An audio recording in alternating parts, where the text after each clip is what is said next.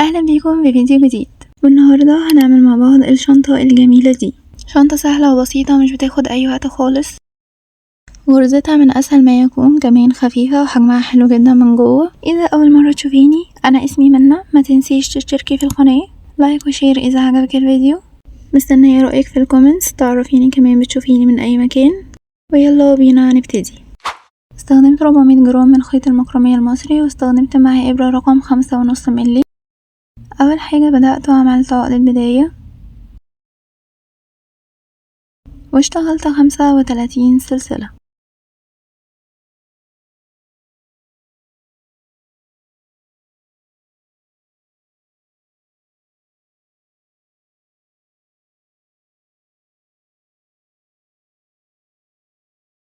ده وش السلسلة، انا مش بشتغل فيه، انا بقلب السلسلة كده على ظهرها وببتدي اشتغل في الحلقات اللي ورا دي. اول سلسلة دي مش بشتغل فيها، بشتغل في السلسلة التانية. بدخل في حلقة ظهر السلسلة، بسحب خيط وبعمل غرزة حشو. انا عندي غرزة الحشو مكونة من ضلعين، ضلع يمين وضلع شمال على شكل حرف في كده. انا بدخل كده بالابرة تحت الضلع الشمال، وبعدين بدخل في حلقة ظهر السلسلة اللي عليها الدور، بسحب خيط. بلاقي عندي 3 حلقات على الابرة، بسحب الخيط من 3 حلقات دول. الغرزة اللي عليها الدور غرزة الحشو بتاعتي مكونة من ضلعين يمين وشمال. انا بدخل بالابرة كده تحت الضلع الشمال، وبعدين بدخل في حلقة ظهر السلسلة اللي عليها الدور، اسحب خيط. بيبقى عندي 3 لفات على الابرة، بسحب الخيط من ال3 لفات، وبعدين اكرر تاني. ادخل كده بالابرة تحت الضلع الشمال ده، وبعدين ادخل في حلقة ظهر السلسلة اللي عليها الدور، اسحب خيط. هيبقى عندي 3 لفات على الابرة، اسحب خيط منهم كلهم. وهي دي الغرزة اللي انا هعتمدها على جسم الشنطة كله.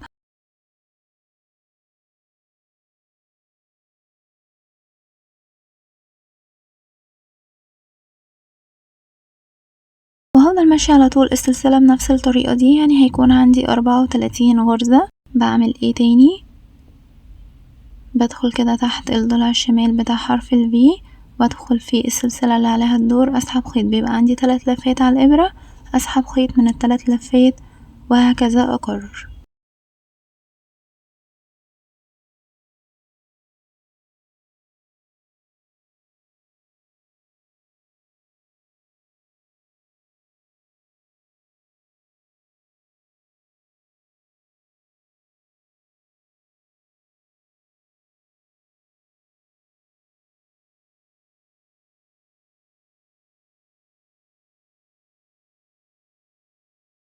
خلصنا خلاص السطر الاول، هرتفع سلسلة ونبدأ في السطر التاني.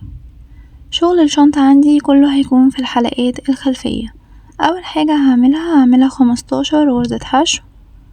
هدخل في الحلقة الخلفية، اسحب خيط واعمل حشو، واللي بعدها برضو هعمل حشو، بس هياخد الضلع الشمال بتاع الغرزة اللي قبليها كده تحت الابرة، واكمل غرزة الحشو بتاعتي عادي، وهفضل شغالة بالطريقة دي لحد ما اعمل 15 غرزة.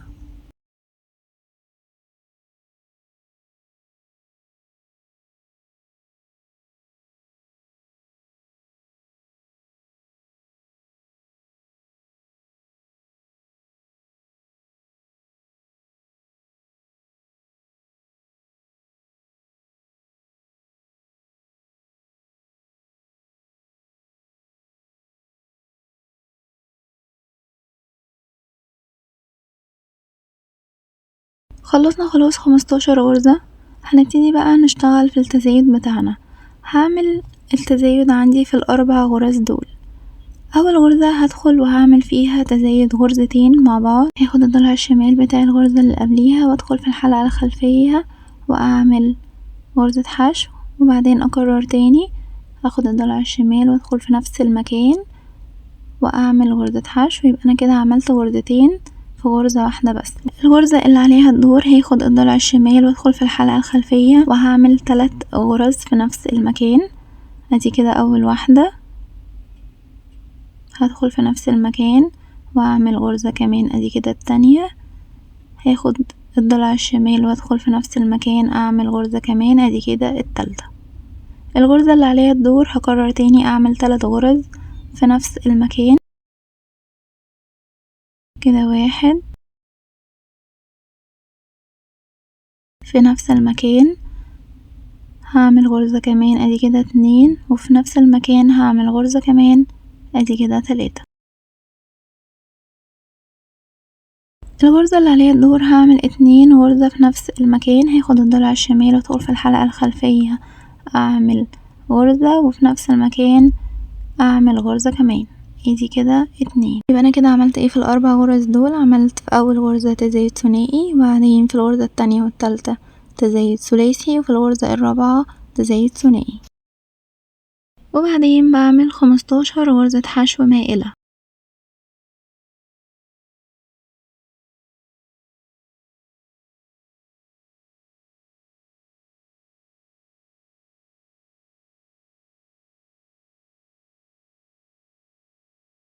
خلصنا السطر التاني، هنبتدي نشتغل بقى السطر التالت. هرتفع سلسلة وهشتغل السطر التالت كله فوق كل غرزة غرزة واحدة بس بدون اي تزايدات، يعني هشتغل 40 غرزة حشو مائلة.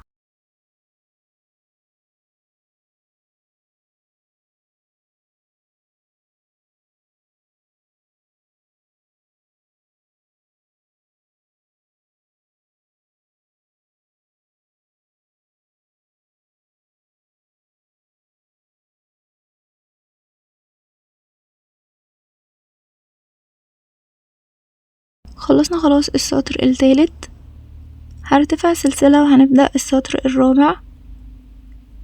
اول حاجة هعملها هشتغل في الحلقة الخلفية 18 غرزة حشو مائلة.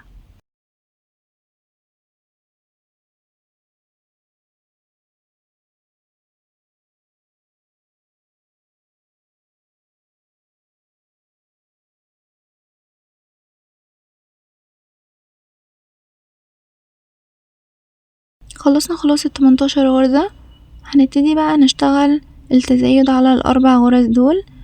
هنبتدي اول غرزة هنشتغل فيها 2 غرزة حشو مائلة في نفس المكان، دي كده 1، ودي كده الغرزة التانية. الغرزة التانية دي هشتغل فيها 3 غرزة في نفس المكان، دي كده 1، 2، 3. الغرزة اللي عليها الدور هعمل فيها 3 غرزة في نفس المكان، دي كده 1،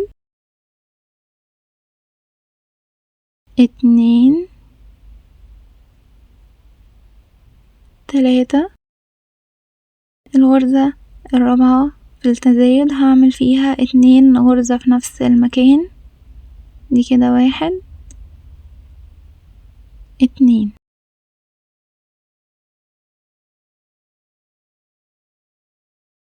بعد كده هشتغل 18 غرزة حشو مائلة.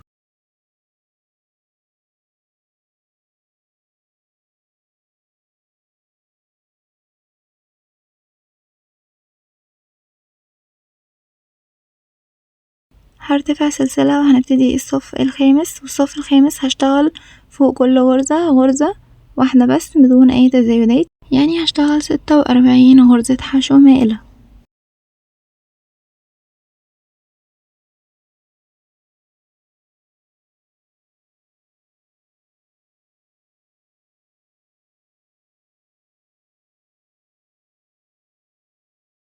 خلصنا خلاص السطر الخامس، هرتفع سلسلة وهنبتدي مع بعض السطر السادس. هبتدي السطر السادس وهشتغل 21 غرزة حشو.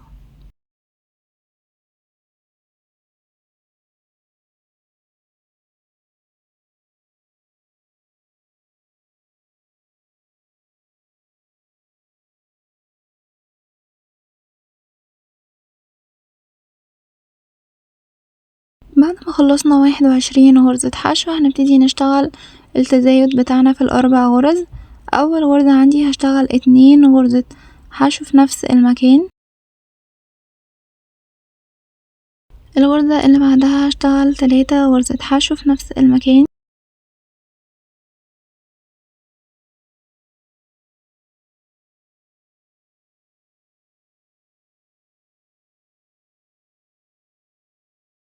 الغرزة اللي بعدها هشتغل برضو 3 غرزة حشو في نفس المكان،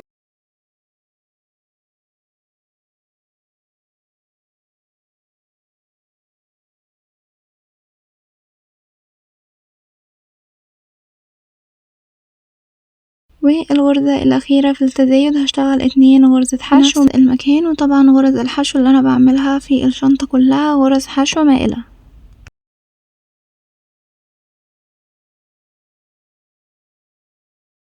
بعد كده هعمل 21 غرزة حشو مائلة،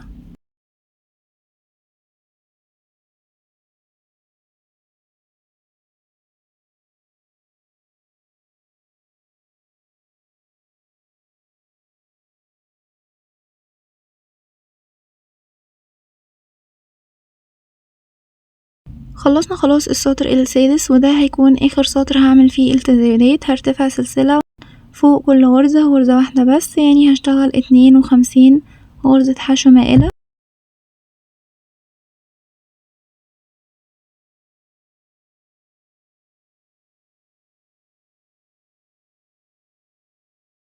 هكمل السطر بنفس الطريقة بدون اي تزايدات،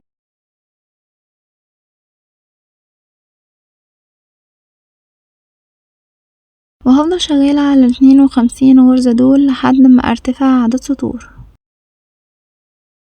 انا هنا عملت 16 سطر، يعني مجموع السطور من اول ما بدأنا الشنطة لحد دلوقتي 22 سطر كده. 2 4 6 8 10 12 14 16 18 20 22. السطر اللي عليه الدور ده السطر ال23. هرتفع سلسلة وهبتدي اشتغل 21 غرزة حشو مائلة،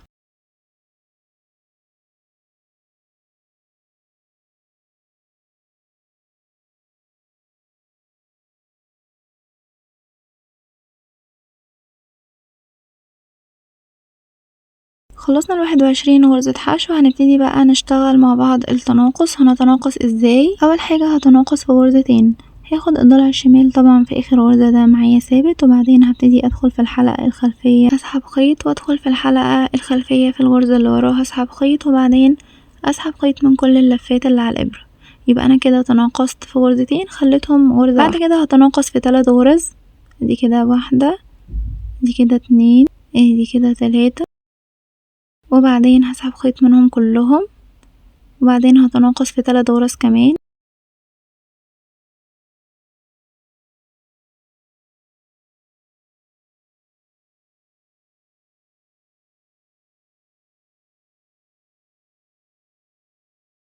بعد كده هتناقص في غرزتين، هدخل في الحلقة الخلفية في الغرزة اللي بعدها اسحب خيط، واللي بعدها اسحب خيط، وبعدين اسحب خيط من كل اللفات اللي على الابرة،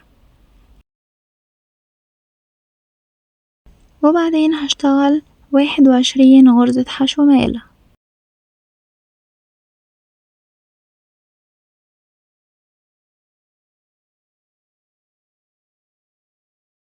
خلصنا السطر ال23. هرتفع سلسلة وده السطر ال24 اللي عليه الدور. هشتغل غرزة واحدة بس فوق كل غرزة، يعني هشتغل 46 غرزة حشو مائلة.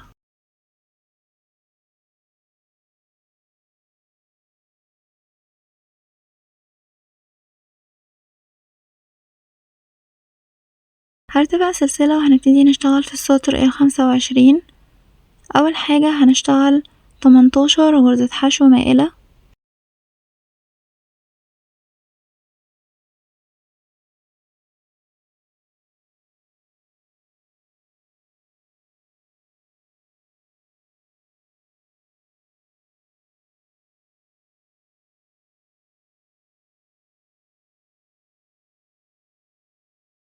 بعد كده هنبتدي نشتغل في التناقص. هنشتغل التناقص ازاي؟ اول حاجة هتناقص من غرزتين، هدخل كده في اول غرزة اسحب خيط، الغرزة اللي بعديها في الحلقة الخلفية اسحب خيط، وبعدين اسحب خيط من كل اللفات اللي على الابرة. بعد كده هتناقص في 3 غرز، بدخل كده اسحب خيط من الغرزة اللي عليها الدور، ادي كده 1، دي كده الغرزة التانية، بعد كده دي كده الغرزة التالتة، وبعدين اسحب خيط من كل اللفات اللي على الابرة، بعد كده هتناقص من 3 غرز برضو. ادي كده دي اول غرزة، اسحب خيط، تاني غرزة اسحب خيط، تالت غرزة اسحب خيط، وبعدين اسحب خيط من كل اللفات اللي على الابرة. بعد كده هعمل تناقص في غرزتين. ادي كده غرزة اهو الاولى هسحب خيط، وبعدين الغرزة التانية اسحب خيط، وبعدين اسحب خيط من كل اللفات اللي على الابرة، وبعدين هشتغل 18 غرزة حشو مائلة.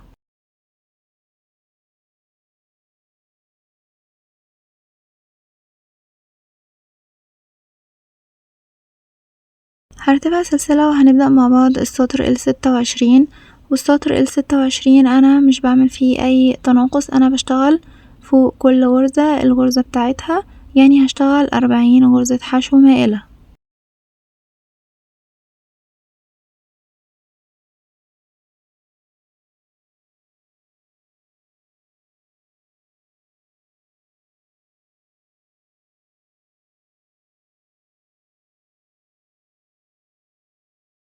هرتفع سلسلة وبعدين هبتدي اشتغل السطر ال27. اول حاجة هشتغل 15 غرزة حشو مائلة،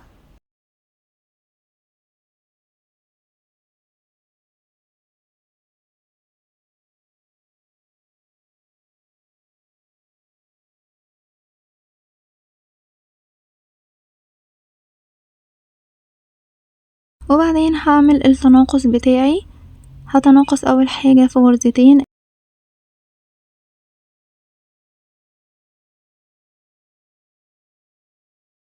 وبعدين هتناقص في 3 غرز اخليهم غرزة واحدة،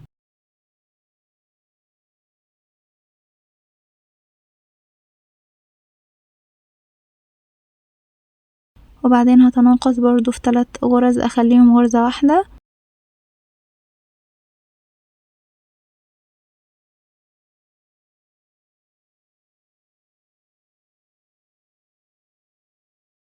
وبعدين هتناقص في غرزتين هخليهم غرزة واحدة،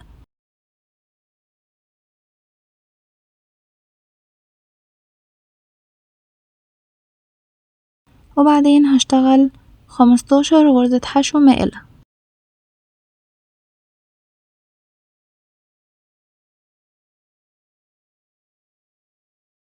هرتفع سلسلة وهشتغل السطر ال28، وده السطر الأخير في الشنطة.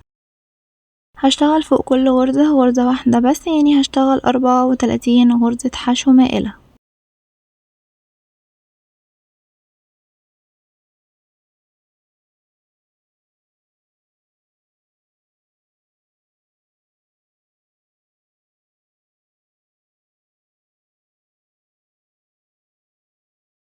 هنبتدي بقى نقفل الجنبين. انا سبت الخيط هنا ما فصلتهوش، ده الوش بتاع الشنطة. هتقلبي الشنطة كده على الظهر بتاعها اللي هو فيه فواصل الخيط، وبعدين هنبتدي نقفلها من الجنب. هحط كده الجنبين قدام بعض وهبتدي اعمل سلسلة، وبعدين هدخل كده تحت الحلقتين في اول غرزة في الجنب مع اول غرزة في الجنب اللي قدامها، واسحب خيط واعمل غرزة منزلقة، وبعدين باجي للغرزة اللي بعدها تحت الحلقتين مع الغرزة اللي قدامها برضو تحت الحلقتين، اسحب خيط واسحب خيط من الحلقة اللي على الابرة، يعني بعمل غرزة منزلقة، وهكذا ادخل تحت الحلقتين مع تحت الحلقتين في الغرزة اللي قدامها اسحب خيط واعمل غرزة منزلقة، وافضل ماشية بالطريقة دي لحد ما اخلص الجنب كله.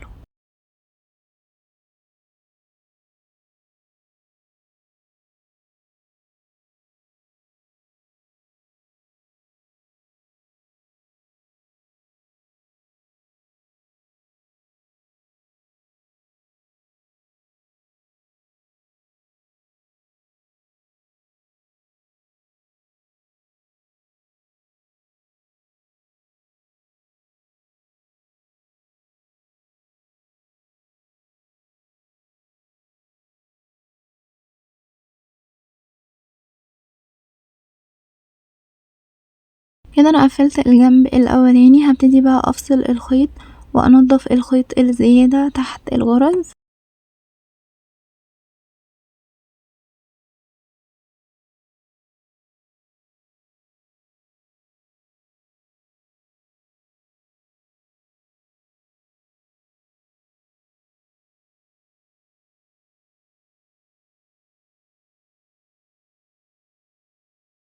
وبعدين هنبتدي نقفل الجنب التاني، بس الجنب التاني انا مش هقفله من فوق لتحت، انا هقفله من تحت لفوق عشان الغرز عندي تكون قدام بعض، ميبقاش عندي جنب معوج.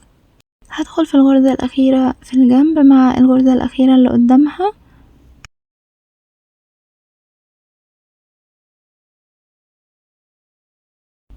وهسحب خيط وأعمل سلسلة،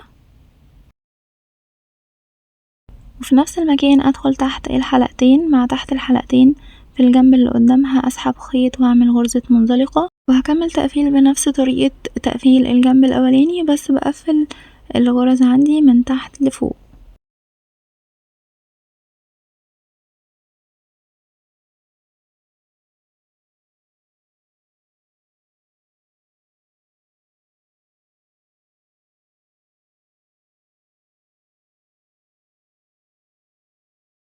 خلصت خلاص خياطة الجنب، هفصل الخيط وابتدي انضف اي خيط زيادة عندي تحت الغرز،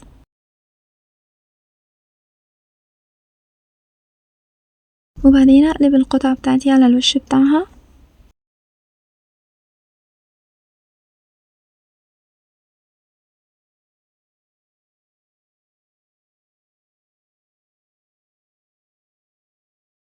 هشتغل بقى غرز منزلقة عشان اقفل وش الشنطة. بدخل في الجنب كده واسحب خيط واعمل سلسلة،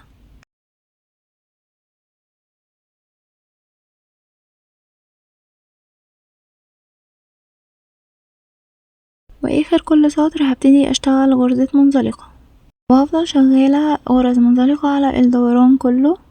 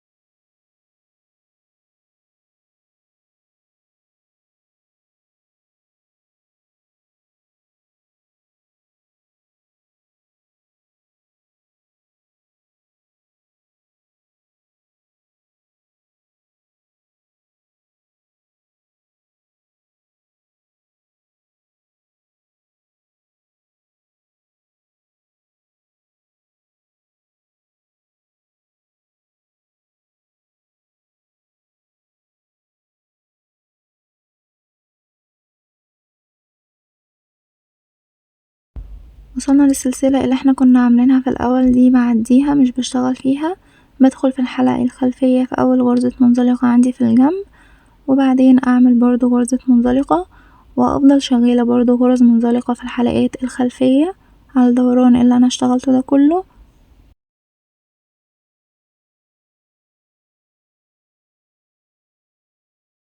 وهشتغل دوران بالطريقة دي لحد ما ارتفع عدد سطور. انا عملت بالظبط 4 سطور غرز منزلقة، ادي 1 2 3 وده كده الاخير والرابع. هبتدي بقى افصل الخيط واكون اخر غرزة، بسيب غرزة بدخل في اللي بعدها وبسحب كده الخيط على تحت، وبعدين ارجع تاني للغرزة اللي طالع منها الخيط وبدخل كده في قلبها واسحب الخيط على جوه، واي خيط زيادة بنضفه تحت الغرز.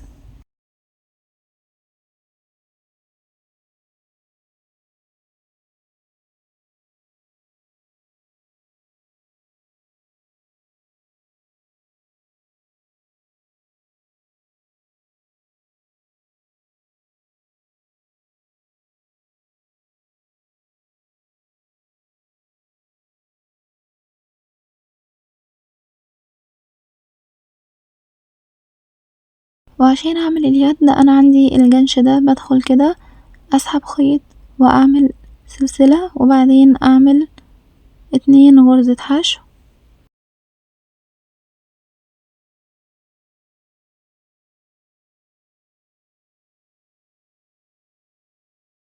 هلف ايدي وهدخل كده تحت الحلقتين اللي في الغرزة الاولى بتاعة الحشو، وبعدين اسحب خيط واعمل غرزة حشو كمان، هلف ايدي هلاقي عندي ضلعين اتكونوا كده في الجنب، بدخل تحت منهم كده بالطريقة دي، اسحب خيط واعمل غرزة حشو. هلف ايدي تاني بالطريقة دي، هلاقي الضلعين اتكونوا تاني، بدخل تحت الضلعين دول كده بالابرة بتاعتي، اسحب خيط واعمل غرزة حشو، الف ايدي تاني، هلاقي نفس الضلعين اتكونوا تاني، هدخل كده بالابرة تحت الضلعين دول واعمل حشو، وهفضل بقى شغالة بالطريقة دي لحد ما اوصل لطول اليد اللي انا عايزاه.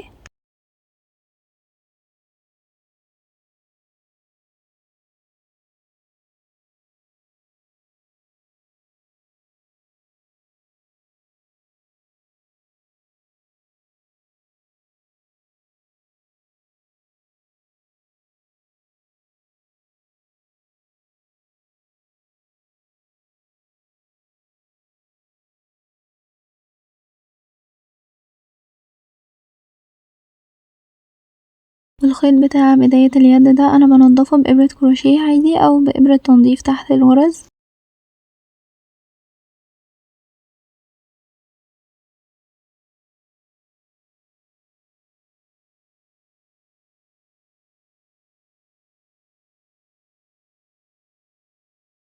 انا اشتغلت يد بطول 65 سنتي، هفوت كده شوية خيط وبعدين افصله بالولاعة، هطلع بقى الخيط بتاعي كده من اليد، وهبتدي بإبرة تنظيف واخيطه في الجنش تاني بالطريقة دي.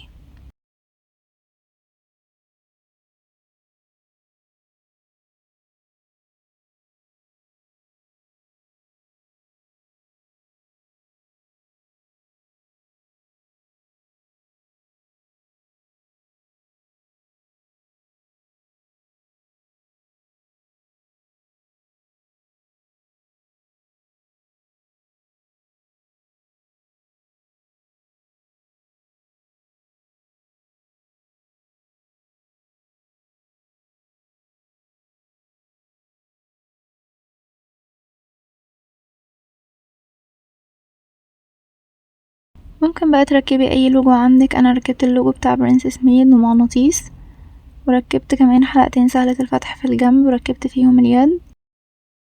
وكده الشنطة عندك تكون جاهزة، من اسرع واسهل الشنط اللي هتعمليها، وطريقتها هتطلع معاكي زي الفيديو كده بالظبط، حجمها حلو جدا من جوه وكمان شكلها تحفة في اللبس. يلا بقى، اذا استفدتي من الفيديو ما تنسيش تعملي اشتراك عشان في حاجات جامدة جاية.